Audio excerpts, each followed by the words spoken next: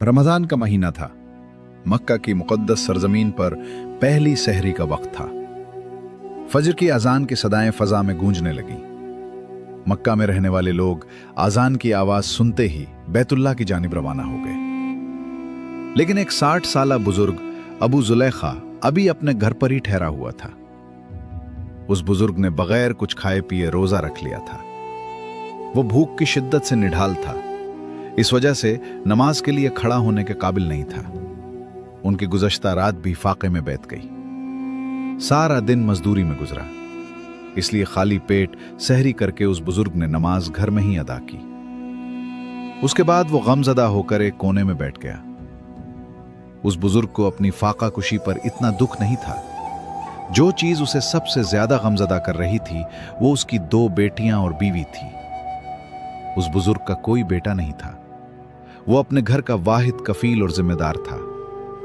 लेकिन उसका एक चीज पर बहुत पुख्ता ईमान था कि वो ये कि जो मुकद्दर में लिखा है वो मिलकर रहेगा।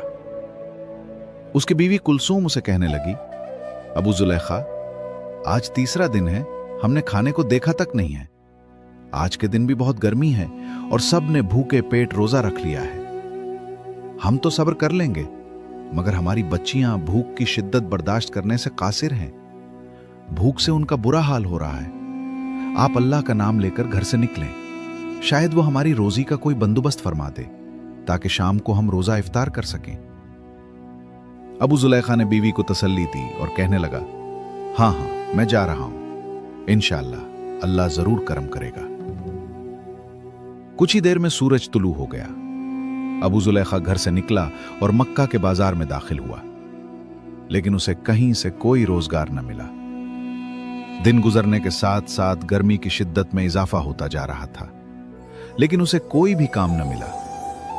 वो मायूसी की हालत में बाजार से निकला और चलता हुआ मक्का की एक वीरान वादी में जा पहुंचा।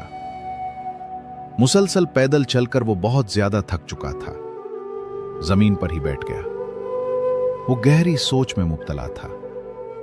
सोचते सोचते जहां पर वो बैठा था वहां पर दाएं हाथ से नर्म मिट्टी को खोदने लगा।